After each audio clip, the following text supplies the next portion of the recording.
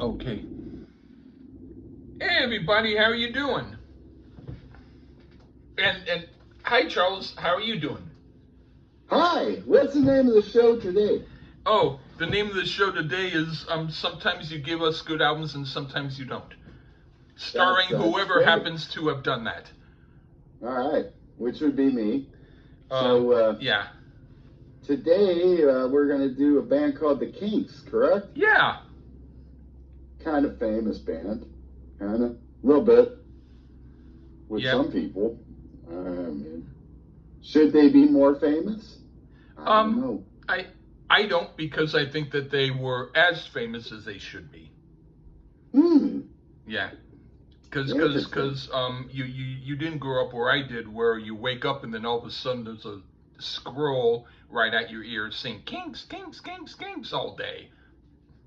No, my squirrel said Michael Stanley Band, Oh, which is okay. even worse. Yeah, which Um, is even um, worse. yeah, okay. Oh, or Kevin Raleigh.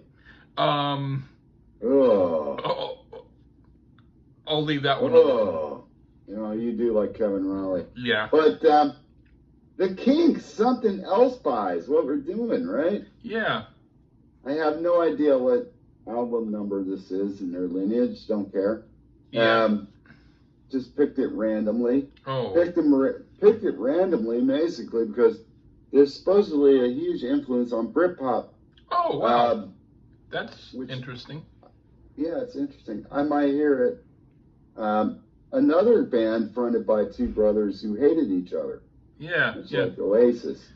Well, I will give a spoiler though, Lee. Musically, to me, Oasis doesn't really sound a lot like the Kinks. okay. Like maybe Noel I Gallagher on his understand. own Yeah, did, but Oasis not so much. yeah, But they did have something in common with the brothers who can't stand each other, yeah. and we'll give them that. Okay. Well, I will say that the Kinks was a group that I definitely wanted to do, and I also thought about doing. I hadn't said anything about, but wanted to do what I think is one of the very best albums in all of rock during the time. This Uh isn't oh, it. dang! Um, yeah, but but I did have it, and I did listen to it before, and I listened to it again in the stereo version, and Oh, you with that stereo shit. yeah, because it's like the difference between putting Let me ask someone's you, why is it that you like ears these stereo on the versions better, dude? I well don't well understand that. in this album the versions in mono just sound like someone puts their hands over their ears a little bit and doesn't let the whole sound come through. Because you don't prefer the Beatles mono. Um, I do You prefer said that. Jefferson Airplane mono, Oh, I and just know in headphones it sounds better on mono. That's all I know. I know that there's one friend of mine who well, I loved Jefferson Airplanes After Bathing at Baxter's on mono, and he had a copy, and he needed a stereo copy, which I had, so we traded, and we both got what we wanted. And it's an After Bathing at Baxter's is an awesome album in mono. It's still okay in stereo, but I just, personally, I just look at the track. Hate to keep bringing up the Beatles on a Kinks episode, but the track Revolution, yeah, way better in mono until okay. latter versions of it. No, there ain't no okay. I mean, No, I you means I can. understand. It sounds like it's neutered in stereo, and that's just because of the recording technology of the Oh, time. you mean the 45 single? Yes, Well, I hell yeah, of mean, course. but I give me mono on those early Beatles stuff. But once you hit Abbey Road and later, stuff Yeah. where they had the technology, of course. But Yeah, that early Beatles stuff, yeah, it's got to be mono. Yeah. My opinion. Well, Now, I listened to this in stereo, so I don't know. Well, when I might have was listened to it listening mono. to when I was listening to the Beatles when I was 1 year old, I didn't think about whether it was mono or stereo because I didn't really know the difference. No, I actually kind of did because they showed me the cover, and the red cover was stereo and the blue cover was mono. But I mean, that was as far as it went. As far as like, oh, okay, this has the blue cover. Oh, okay, It's this just a has the red matter, cover. okay, but at 1 year old, that's different. Yeah. Today, it's just a matter of when they recorded it back then, it was originally put out mono. Yeah. And then the stereo versions are fake. They just manipulated it to make it stereo. And don't get me started on the US versions. Okay. By the way. But we're not talking about the Beatles. We're talking about a band who gets way more cred in England, typically, in the Kinks. And we'll see if that's worth it or not. I don't know. I'm trying to think. Lee doesn't agree, but let's just get this over with. I agree, except in some cases. Anyway, all right, so how about you start? The first song is David Watts. Well, first off, definitely Blur. And to a smaller extent, Oasis. Very small extent. Oh, a few things to the Kinks. One song in, and I see it, because I'm a Britpop card. And there wouldn't have been a Britpop movement without songs or this band, as I can see. From the fa-fa-fa-fa-fa opening to the pacing of the song, it's all over it. Allegedly, some commentators saw homoerotic themes in this song, and I don't personally get that. I get a school kid admiring the cool kid in the class. That's what I get. But read into it as you like, I presume. This is actually a stunningly good opener to my ears. Just a near perfect little song. Definitely something the Beatles or Stones couldn't get with at the time. So an A+ so far from me. All right. It has a nice, catchy, basic sound to it that I can dig. It's nothing special, but it's enjoyable. Like, maybe the early songs of Pink Floyd were enjoyable for me, but not their best work. Still, it's cool. All right. Next song is Death of a Clown. Okay. I can't fault this for its arrangement or authenticity of what it's conveying, except it doesn't really do anything for me. Dave Davies sings like he's trying to be Ian Hunter, and it works, except I'd prefer to hear Ian Hunter. Again, a good example of an album by a band who has other albums I like better. What do you think? I'm pretty sure Ian Hunter hadn't even done a fucking record yet, so I don't think he was trying to cover Ian Hunter. We do get Dave Davies on lead vocals, and I do think Ray is a bit of a better singer, but it gets the job done. I enjoy the sound of the piano on this one, very old school sounding. It's got a feel of a pub sing-along type song. I thought the production on this track is outstanding. Great backing vocals. Pretty much perfectly mixed as well. And this is yet another one where I hear a lot of future bands, Paul, being influenced by. Another winner so far. So we're cooking the Crisco for me at this point. Not quite an A+, but a definite strong B here. There we go. Okay, what do you think Ian Hunter? Who's copying Ian Hunter? Well, no, maybe Ian Hunter was copying him. Yeah, but it sounded like the opposite. I got it. All right. Two Sisters. All right. What do you think of Two Sisters? Well, Nicky Hopkins' harpsichord is great on this track. What a talented musician he was. He's on so many great British rock songs. The string arrangements are interesting as well. They almost sound a tad off, but this strangely works. A great story told here in the lyrics, which again, I'd have to say, McCartney would try this on subsequent Beatles songs, but didn't quite have the authenticity that the song has. This is how you tell a story in a song. Definitely up my alley here.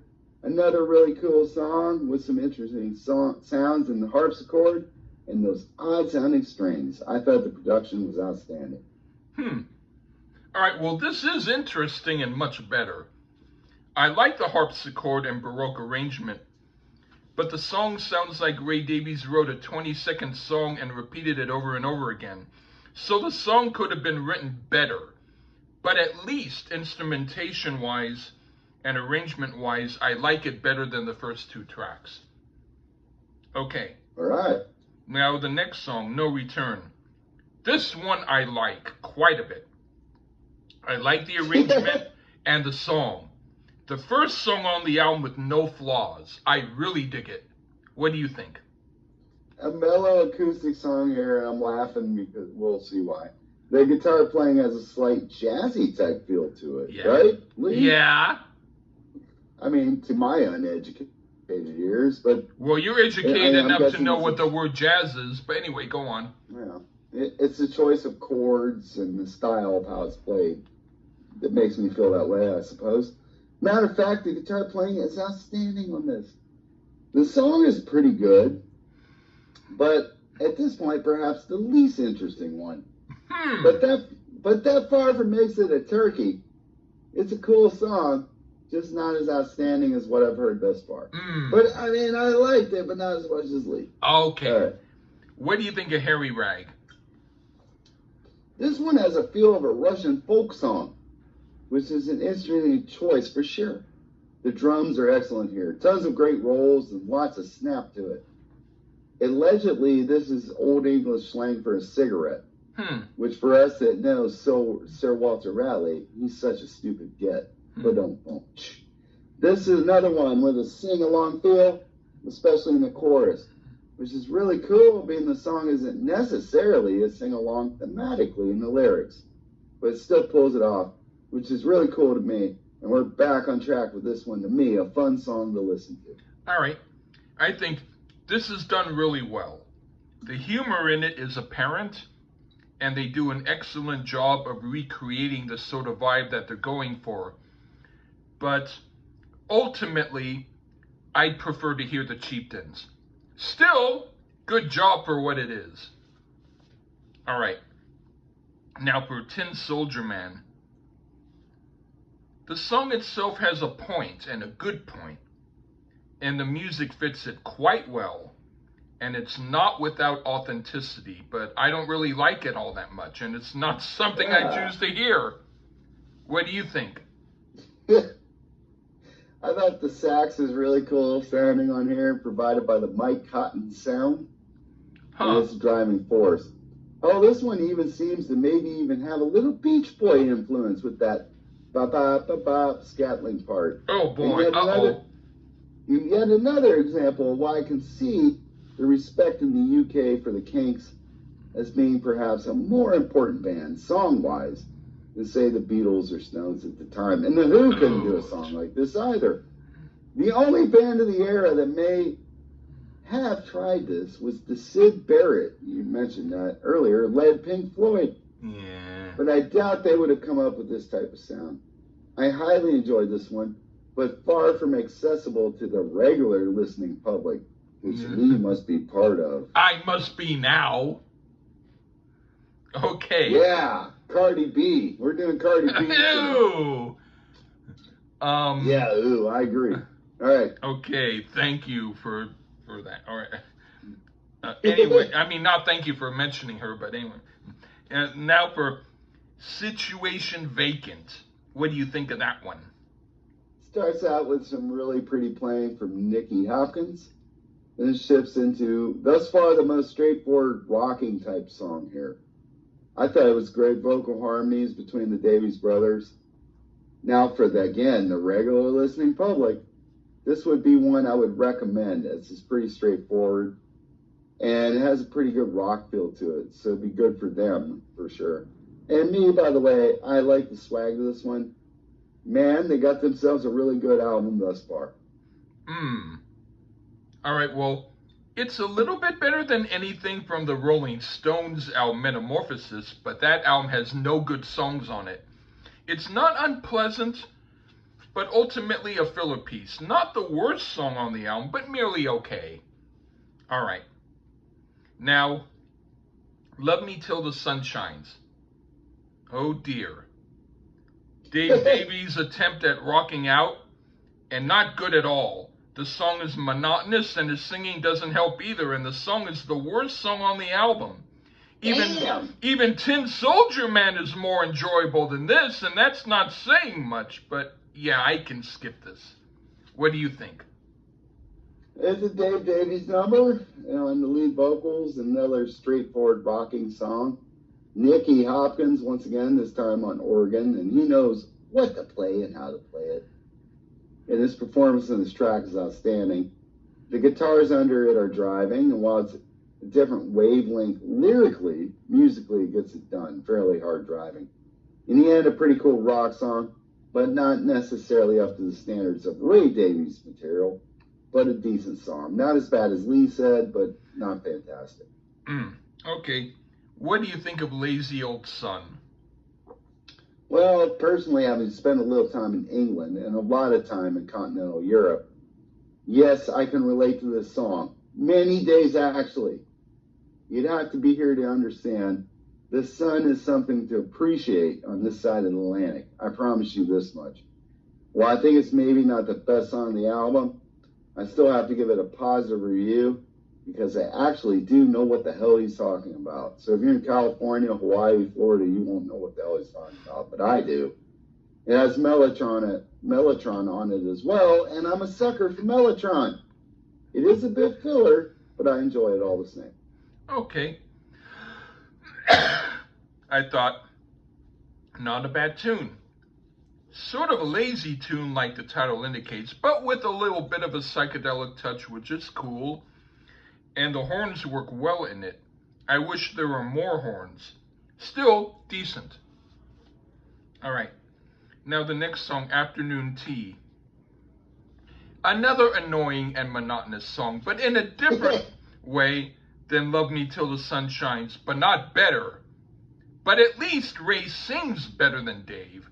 So that's 1% of an improvement. But this makes me want to go to the Syd Barrett songs I don't hate nor love. This is like an attempt to write a Syd Barrett tune, and it's not very interesting. What do you think? Another song I could say is a prototype for probably 65% of Blur's output. From the flow of the song, the lyrical content. Dave Davies' lead guitar work could be the best at this point in the album, and also some strong bass work in this track. This has a certain swag with great pop sensibility as well. Yep, another one is up my alley, and more of my thing right here. A strong one. Ew. Damn. Right. I'm going to walk down another alley. But anyway. Go ahead. Funny face. Yeah, With your all right. funny face, you. All right, what do you think of Funny Face? Our last Dave Davies track here opens with a strong staccato riff. Interestingly, the song gets a bit psychedelic at points as well, which again, as much as I love the Beatles, this is what they were trying to do. The Kinks just did it. It has a Baroque type feel to it as well. Dave Davies' best vocal performance to my ears on the album, and also the song he provided that I've enjoyed the most so far. Excellent guitar work, and just a nifty little kick-ass rock song. Yeah, maybe the Beatles are also trying to get certain venereal diseases and they didn't get to do it. Anyway, and I think this is a better attempt at a Syd Barrett type of song. Not a hell of a better improvement from the last song, but a tiny bit more of an improvement. Still not a song I really like too much. Okay, now for End of the Season. Right. Not a great song, but a big improvement over everything else I've heard on side 2, and much of side 1. I do like the attempt at a pop crooning style of song. I wouldn't want to hear 2 songs like it in a row, but by default, this becomes perhaps, at least so far, one of the 2 best songs on the album alongside No Return. What do you think? I mean, how in the hell aren't this band held in high regard in the States? Oh, well, maybe I'm a British soul and these all American. Beautiful piano Ugh. driven song. And again, I'm struck by how their contemporaries didn't even scratch the surface of sounds like this. More like a pale imitation. Eureka! I now get the Kinks. Brilliant song here. Right. Um. Last track. Yeah. I guess you do it. Waterloo Sunset. The big single off the album. And one of the most heralded Kinks songs. Does it live up to the hype of that? For me, why, yes, it does. Excellent vocals and vocal arrangements. The production is excellent. And while I personally think there is a song or two I do enjoy a bit more on the record, this was definitely a really good song. Damn near perfection here. Definitely check this album out, is my recommendation. Yeah. Not a great song. Not the worst Yeah. song. It ranks up there with Death of a Clown for being well written but doing nothing for me. Oh well, at least it's slightly an improvement over the worst songs. Okay. Yikes. Well, all I can say after this review is whatever album Lee picked for Kinks, I can't wait to do it if it's better than this. Oh, we're talking. Just give me a hint. Was it before it or after it? Before. Okay. Have you heard any of their stuff before this? Not really. Amazingly, I was never a big jump on the Kinks bandwagon person. And Oh, I'm as much as they've influenced so many bands I love, I know I'm more of a compilation Kinks guy. So there you go. Yeah. There is one song and one album in the 70s that I have a special place for. Outside of that, I'm not a Kinks expert by All any right. means. Well, even though I am. the album that I'm going to mention right now isn't the one, the album Victoria is no, the album Arthur. That one is very, very good, and I used to listen to that when I was 5. You know, so and I had it back then too, and that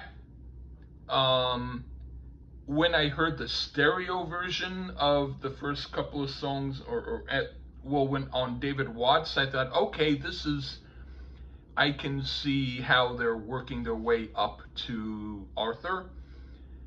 But yeah, if I had heard the mono version of this album, I wouldn't have even given any of the songs hardly anything, because the stereo brightens it up.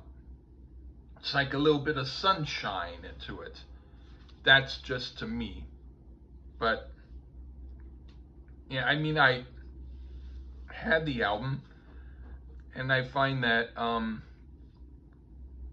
yeah. Anyway, the only thing that I will say is that on the album that we'll be doing, if we do it, they had a producer at that time who was trying to suggest to them stuff, and Ray Davies just walked over to him and said, listen, if you need your name on the album as producer, that's fine, but just sit down and be quiet. Don't bother us. We're going to do an album. Just sit down and be quiet. And so that happened, and then occasionally he would come up to suggest something, and Ray Davies just sit down and listen. Sit down. Just don't bother us. So that's probably why it was a good album, was because they didn't get interference. But anyway, in fact, later on today, I might listen to it again, because it's one of my very, very, very albums in rock. So So Yeah, that's interesting. I wouldn't be surprised if you have your lukewarm opinion after we're done. But anyway, that's fine. What were you gonna say? That's not fair. That's Well, not fair. no, because You don't sometimes you've actually done stuff that I was surprised I liked as much as I, Right. and that Right. so you've got a good track record. Yes, and I'm a Britpop fan, and this was definitely a Britpoppy, Yeah. proto Britpoppy type album. Yeah. And you've been way more into it than you want to tell people, but Mm. but you've slammed a few. So, but yeah, either I'm way, slightly more into it. then Anyway. you thought, but you've slammed a few. It's okay. Yeah, but But I do like some Britpop. I'm glad we've done a Kinks album. There you go. Okay, I'm not glad. Yeah, I'll be even more glad when we do the other one. But yeah, I'm glad that we did do one. There you go. Well, thanks for having me again, Lee. Yeah. Okay. Thank you, and take care, everyone. Bye bye.